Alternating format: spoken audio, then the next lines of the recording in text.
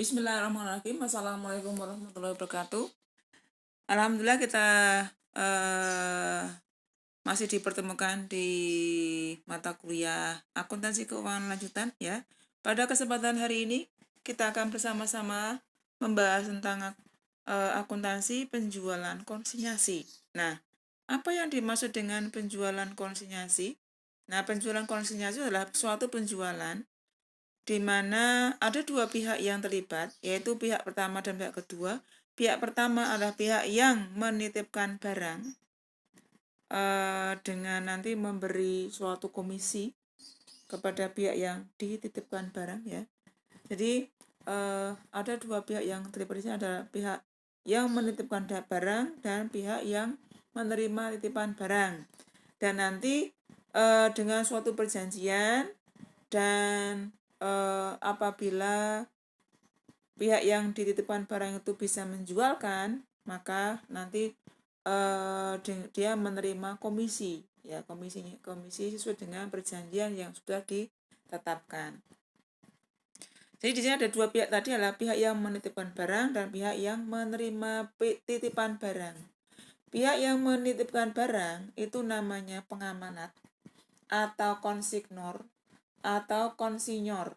Jadi itu adalah pihak yang menitipkan barang. Sedangkan pihak yang dititipi barang untuk dijualkan, maka itu namanya komisioner atau konsigni atau konsinyi. Itu adalah istilah di penjualan konsinyasi. Kemudian nama barangnya, barang titipan dari pengamanat. Bagi pengamanat itu menyebutnya sebagai barang konsinyasi atau konsinyasi keluar atau consignment out, yaitu istilah bagi pengamanat atau konsinyor. Sedangkan untuk yang istilah untuk komisioner, itulah pihak yang menerima titipan barang, itu nanti menyebutnya sebagai barang komisi atau consignment in atau konsinyasi masuk. Jadi nanti istilah barang konsinyasi atau konsinyasi keluar, barang komisi atau konsinyasi masuk itu nanti bisa dipakai pada saat membuat jurnal ya, jurnal baik pengamanat maupun komisioner. Kemudian perbedaannya antara penjualan reguler atau penjualan biasa dengan penjualan konsinyasi. Kalau penjualan reguler atau penjualan biasa itu hak milik langsung berpindah ke tangan si pembeli pada saat penyerahan barang. Jadi begitu membeli, kemudian ada penyerahan barang antara penjual ke pembeli, itu langsung hak miliknya langsung berpindah. Tapi kalau penjualan konsinyasi, pada saat barang itu diserahkan dari pengamanat ke komisioner, hak milik itu masih ada di tangan si pengamanat. Dan baru pindah tangan, hak miliknya baru pindah tangan bila barang itu sudah terjual ke pihak ketiga. Jadi di sini istilahnya komisioner itu hanya sebagai perantara saja. Dia tidak mempunyai hak milik terhadap barang yang dititipkan. Itu bedanya antara penjualan reguler dengan penjualan konsinyasi. Kemudian karakteristiknya bahwa barang konsinyasi itu harus dilaporkan sebagai persediaan ya. Jadi walaupun sudah dikirimkan ke komisioner, itu tetap dicatat sebagai persediaan oleh si pengamanat. Kemudian pengiriman barang konsinyasi itu tidak mengakibatkan timbulnya pendapatan bagi si pengamanat maupun komisioner sampai barang itu terjual kepada pihak ketiga. Jadi tidak ada istilahnya, bukan pada saat pengiriman itu bukan penjualan ya, bukan transaksi penjualan. Kemudian tanggung jawab terhadap semua biaya, baik mulai dari pengiriman barang, sampai dengan barang itu terjual ke pihak ketiga, itu menjadi tanggung jawab si pengamanat. Jadi semua biaya yang berkaitan itu semua menjadi tanggung jawab si pengamanat. Sedangkan komisioner itu tanggung jawabnya adalah dia harus menjaga keamanan dari barang titipan tersebut. Itu tanggung jawabnya ya. Jadi semua biaya yang dikeluarkan dari pengiriman sampai barang terjual ke pihak ketiga yang dikeluarkan, baik yang dikeluarkan oleh si pengamanat maupun yang dikeluarkan oleh si komisioner, itu menjadi tanggung jawab pengamanat.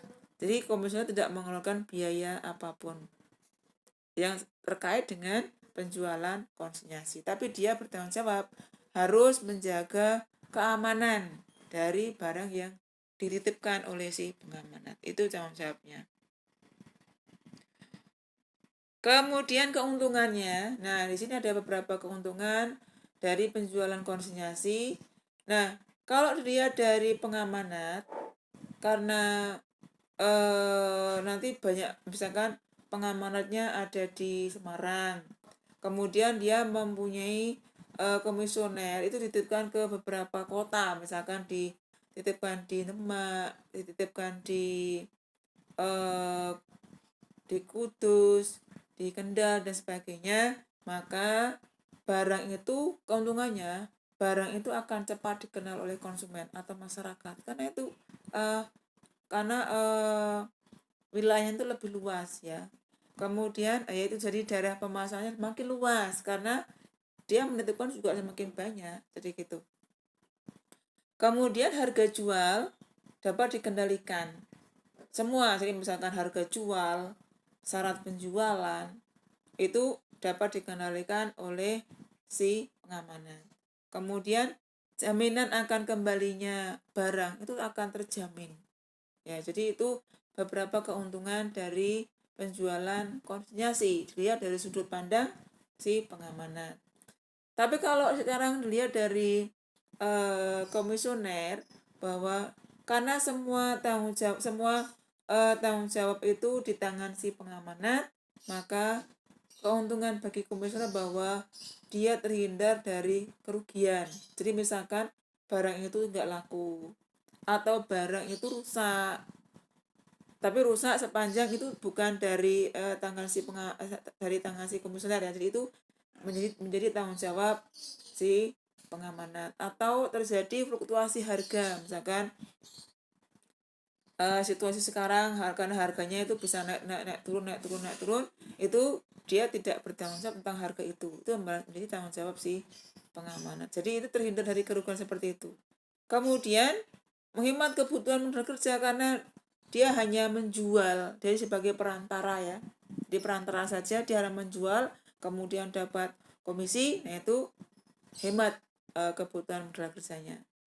Kemudian menghemat biaya karena sebagian besar biaya itu ditanggung oleh si pengaman. Ini beberapa keuntungan yang diperoleh dari penjualan konsinyasi, bisa dilihat dari sudut pandang pengamanat ataupun dari sudut pandang si komisioner. Jadi sangat menarik. Kemudian akuntansinya,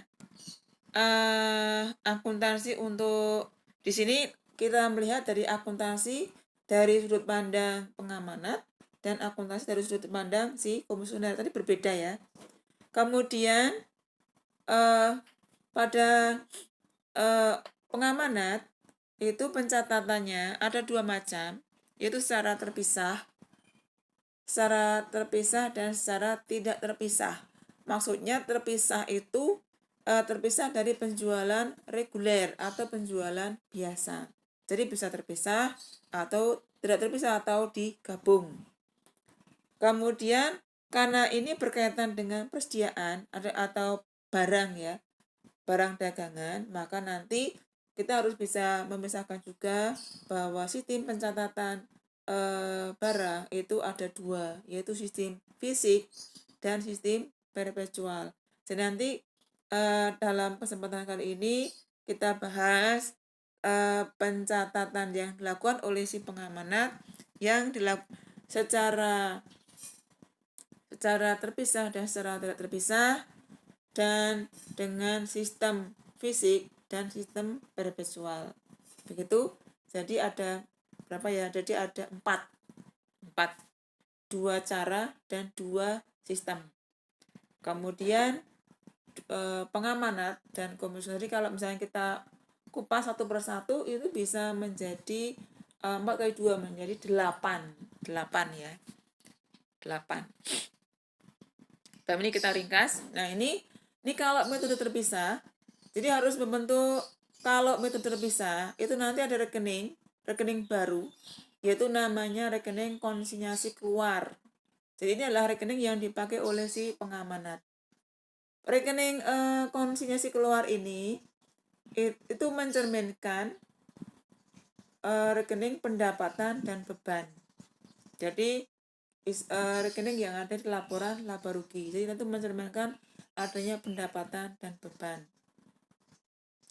Kemudian karena pendapatan dan beban atau istilah rekening yang ada di laporan laba rugi, berarti nanti kan ada rekening yang masuk di sebelah debit, ada rekening yang masuk di sebelah di jurnal di sebelah kredit. Nah, pada saat pendebitan itu digunakan untuk mencatat harga pokok barang konsinyasi yang dikirimkan ke komisioner.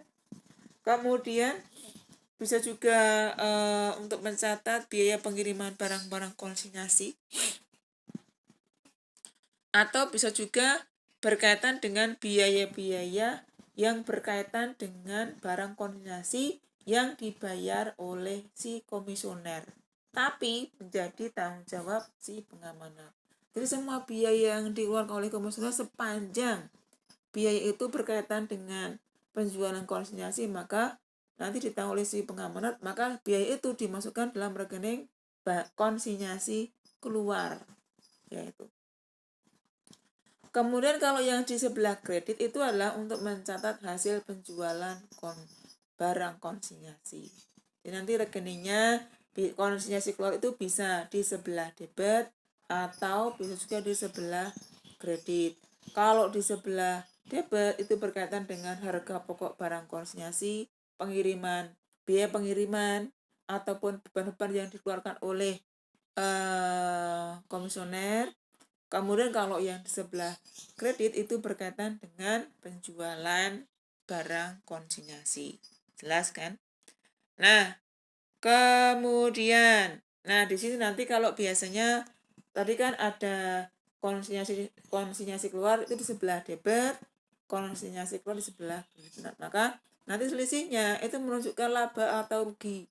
Nah, laba atau rugi penjualan itu juga nanti dicatat dalam rekening konsinyasi keluar.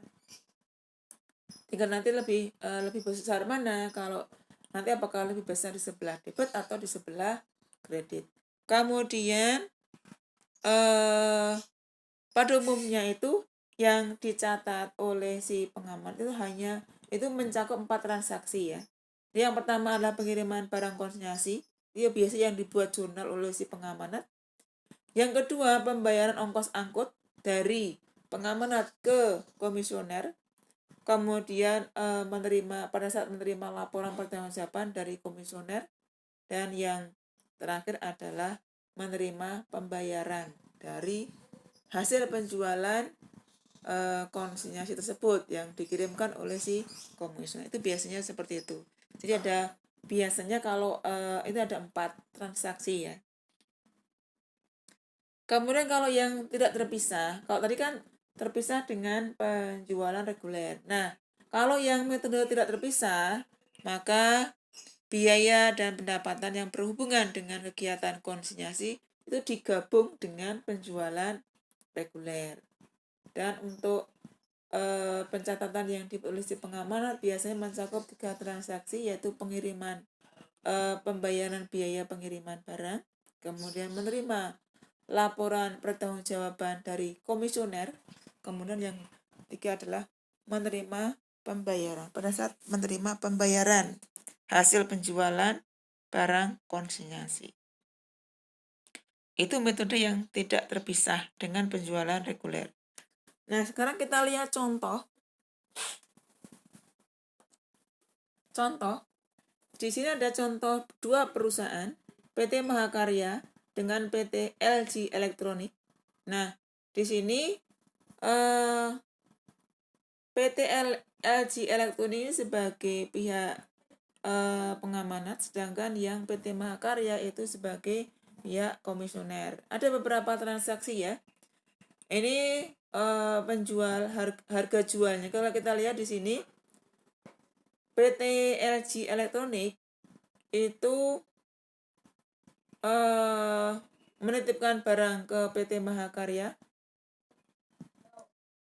Harga jualnya adalah Rp500.000 per unit. Harga pokoknya Rp350.000 per unit. Kemudian komisinya sebesar 15% dari hasil penjualan. 15%. Kemudian komisioner itu memungut sewa atas barang konsinyasi, jadi dia ada sewanya ya. Sewanya sebesar Rp500 per unit. Jadi nanti tinggal kita kalikan dengan berapa unit yang dititipkan. Kemudian semua beban yang dikeluarkan oleh PT Mahakarya atau komisioner ditanggung oleh pengamanat. Kemudian PT Mahakarya atau komisioner menyerahkan uang muka sebesar 20% dari hasil dari harga jual yang dikirimkan. Itu ketentuan yang sudah disepakati antara pengamanat dengan komisioner. Nah, ini transaksi selama bulan Januari 2019. Ya, ini pengamanat itu mengirimkan barang konsinyasi sebanyak 100 unit. Kemudian uang mukanya adalah 20% dari harga jual. Kemudian di sini ada transaksi ongkos angkut. Jadi ongkos angkut dari pengamanat ke komisioner itu 60.000. Kemudian ada pembayaran penjualannya. Di situ ada penjualan secara tunai 80 dan secara kredit 20 unit. Kemudian ada beberapa pengeluaran yang dikeluarkan oleh komisioner yang berkaitan dengan konsinyasi. Nah, itu transaksi yang terjadi selama bulan Januari 2019. Nah, sekarang kita coba membuat jurnalnya yang dilakukan oleh pengamanat dengan sistem fisik dan perpetual dengan metode terpisah dan tidak terpisah. Jadi ada 4 ya, tapi nanti kita gabung menjadi 2. Nah, ini kita bagi menjadi 2. Nah, ini kita lihat di sini.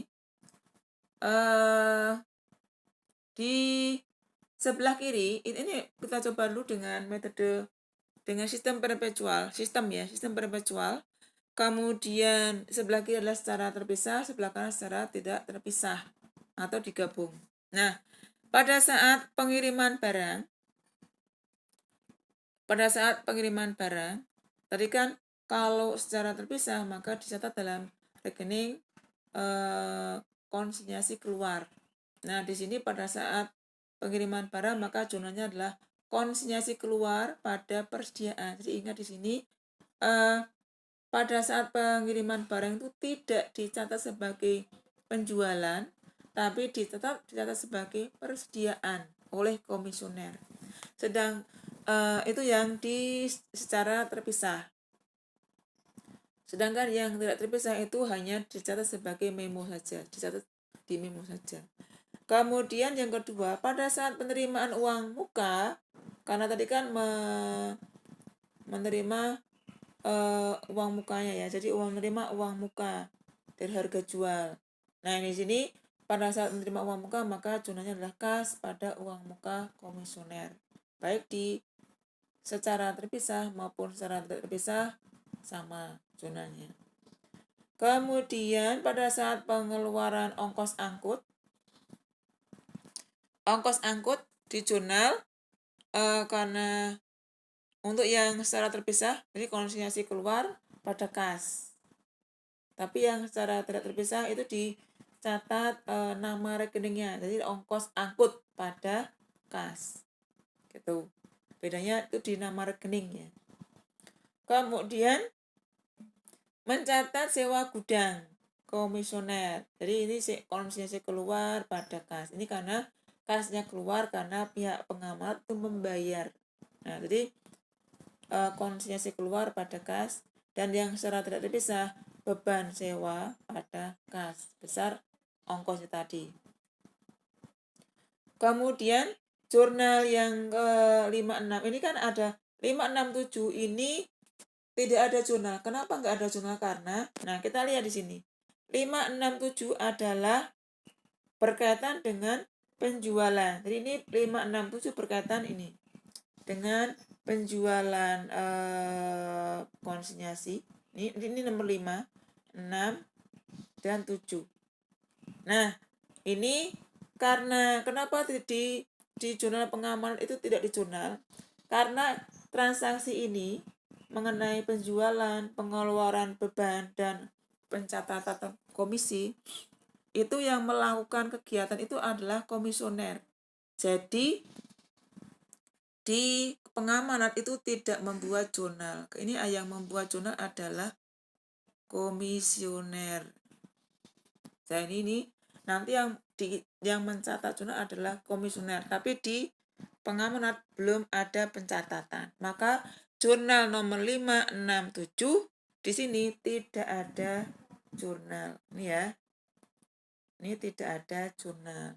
Jadi yang mencatat jurnal adalah si komisioner. Jadi pengamanat hanya mencatat jurnal sepanjang yang dia catat.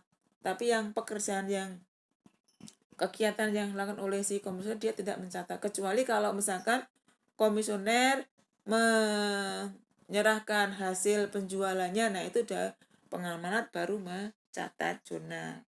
Nah itu. Kemudian jurnal kita lihat. Nah, di sini yang terakhir pengiriman dan penerimaan laporan penjualan barang konsinyasi. Nah, di sini, nah karena berkait komisioner itu mengirimkan hasil penjualannya, maka pengamanat mencatat. Nah, dicatat, maka di situ dicatat kas, uang muka, karena itu nanti dikurangi dengan besarnya uang muka ya. Ini adalah harus dikurangi. Jadi uang mukanya berapa tadi yang sudah diterima dikurangkan dengan dari hasil yang dijual. Jadi itu zonanya ini adalah angka-angkanya karena penjualannya adalah dijual 100 unit itu terjual semuanya. Cuman di situ kan tadi ada keterangan yang sekian, yang 80 itu terjual secara tunai, sedangkan yang mana ya? Jadi yang 80 penjual secara tunai dan yang 20 secara kredit. Ini kan ini urusan dari si pengamanat. Jadi intinya ini urusan dari komisioner, maaf.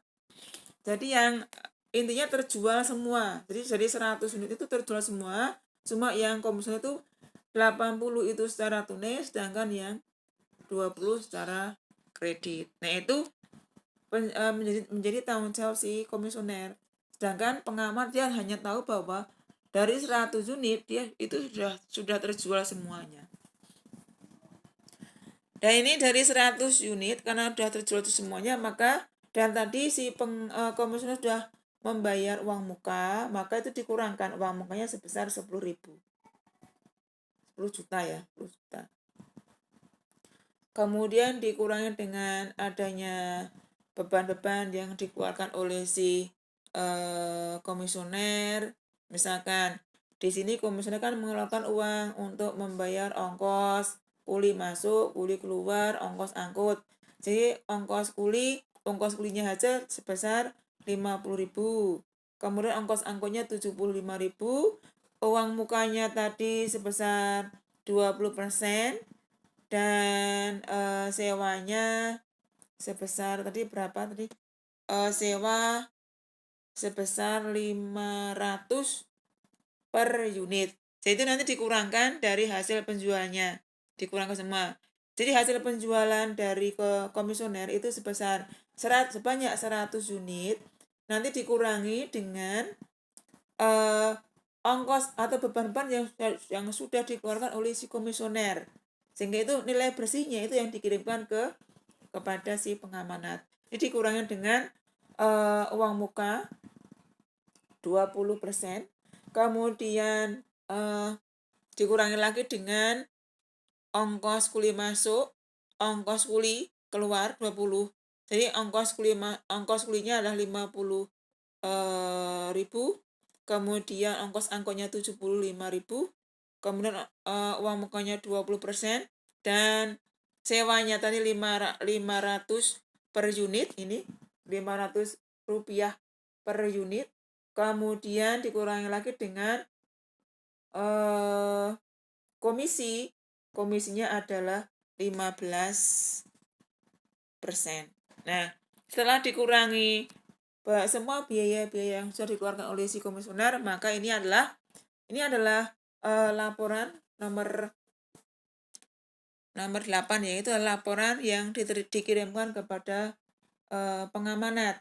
Nah, itu yang dicatat oleh si pengamanat, dikirimkan oleh komisioner kepada si pengamanat. Maka ini adalah jurnal yang dibuat oleh pengamanat adalah kas, kemudian uang muka komisioner, konsinyasi keluar pada konsinyasi keluar. Itu jadi konsinyasi keluar pada konsinyasi keluar. Konsinyasi keluar sebesar sebelah debit itulah mencatat beban-beban, sedangkan yang sebelah kredit itu untuk mencatat penjualan. Itu bedanya. Jadi ini sama ya sebenarnya ini. Nah, ini yang ini penjualan. Kemudian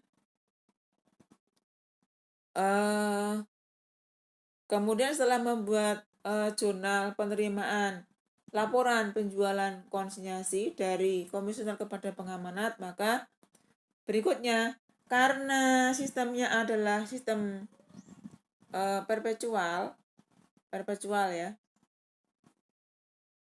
Karena sistemnya perpetual, maka di situ ada mencatat persediaan, kan ada rekening persediaan. Maka selain penjualan juga mencatat HPP. Nah, itu karena perpetual ini mencatat HPP. Nah, HPP pada persediaan barang dagangan sebesar harga pokok. Tadi harga pokoknya adalah 350.000 rupiah per unit. Nah, kemudian yang terakhir adalah mencatat berapa laba ruginya ya. Berapa laba ruginya dari hasil penjualan konsinyasi. Kemudian tadi yang sistem perpetual, sekarang yang dengan sistem fisik, baik secara terpisah maupun secara tidak terpisah. Nah, kalau secara sistem fisik, maka tidak mengenal adanya persediaan. Ini kalau yang kita lihat, ini karena sistemnya perpetual, maka di sini ada rekening persediaan. Nah, ini juga ada rekening persediaan. Ini mencatat harga pokok penjualan. Pada saat penjualan, itu diikuti dengan mencatat harga pokok penjualan. Nah, kalau sistemnya sistem fisik atau periodik, maka tidak ada rekening persediaan, tapi mengenal langsung dicatat nama rekeningnya. Nah, maka pada saat pengiriman barang, itu dicatat konsinyasi keluar pada pengiriman barang konsinyasi. Nah, ini bedanya antara fisik dengan perpetual. Kalau fisik itu rekening kreditnya adalah persediaan barang dagangan, tapi kalau yang fisik itu dicatat pengiriman barang konsinyasi. Kemudian mencatat uang muka sama ya, jadi kas pada uang muka komisioner. Kemudian mencatat pengeluaran ongkos-angkut sama di sistem perpetual. Kemudian mencatat sewa gudang komisioner, jadi konsinyasi keluar atau beban sewa pada kas sama seperti yang tadi. Kemudian yang nomor 56 ini juga tidak mencatat karena yang dicatat oleh ini adalah komisioner.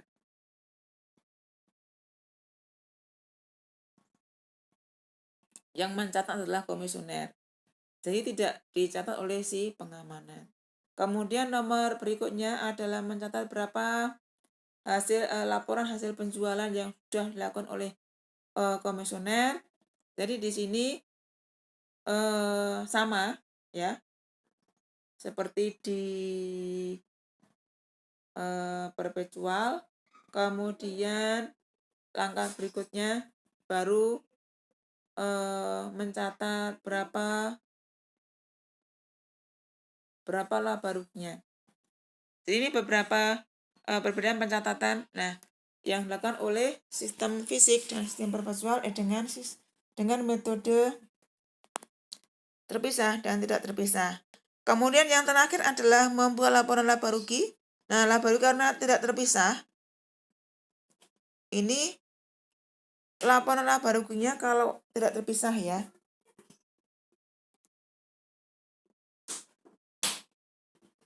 Jadi kita lihat di sini kalau penjualan konsinyasi, ini kita pisah, kalau secara terpisah, berarti kita pisahkan antara penjualan konsinyasi dengan penjualan reguler. Ini contoh, ini hanya contoh saja. Ini contoh, jadi misalkan ini sama seperti kita membuat laporan laba rugi. Jadi penjualan karena perpetual berarti ada harga pokok. Jadi penjualan dikurangi dengan HPP sama dengan laba kotor, rugi laba penjualan, kemudian dikurangi dengan beban usaha, di mana beban usaha itu terdiri dari beban penjualan dan beban administrasi dan umum, kemudian sama dengan laba rugi usaha atau laba rugi operasional. Jadi kalau secara terpisah berarti ini kita pisahkan. Ini adalah untuk penjualan konsinyasi saja. Kalau ini yang penjualan reguler saja. Nah, kalau digabung berarti ya ini gabungan ditambahkan. Ini kalau ini ditambah. Ini kalau digabung seperti ini. Yaitu sama seperti penjualan laporan laba rugi biasa ya. Tapi kalau berarti kita pisahkan, oh penjualan konsinyasi sekian, reguler sekian, berarti harus kita pisah-pisah. Kalau digabung berarti nanti digabungkan. Ini hanya sekedar contoh saja. Sekarang di sini ada tugas, ada latihan ya. Ini ada 2 perusahaan, PT Semar Mesem dan PT Semar Mendem. Nanti Anda lihat mana yang sebagai komisioner dan mana sebagai pengamanat. Ini ada transaksinya. Kemudian permintaannya adalah Anda disuruh membuat jurnal yang berkaitan dengan penjualan konsinyasi secara terpisah dan secara tidak terpisah. Ini baru oleh pengamanat ya. Secara fisik dan perpetual. Jadi ada 4 pencatatan secara terpisah dan tidak terpisah, secara fisik dan secara perpetual oleh si pengamanat. Jadi ingat ini oleh si pengamanat saja. Karena ini batas maksimal pengiriman, karena ini hari Sabtu. Batas maksimal dikirimkan, nanti tugas ini ditulis tangan, tidak perlu diketik, ditulis tangan, kemudian nanti di scan atau di foto, dikirimkan lewat forum kolom komentar di Siakat. Ya, di forum Siakat kolom komentar paling lambat hari Minggu tanggal hari Minggu itu tanggal 7 kalau nggak salah ya. 7 Juni 2020 maksimal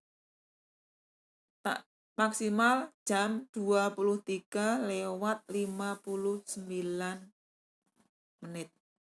Apabila kalian mengirimkan lebih dari batas maksimal yang sudah saya tentukan, maka hasil pekerjaan Anda tidak saya koreksi.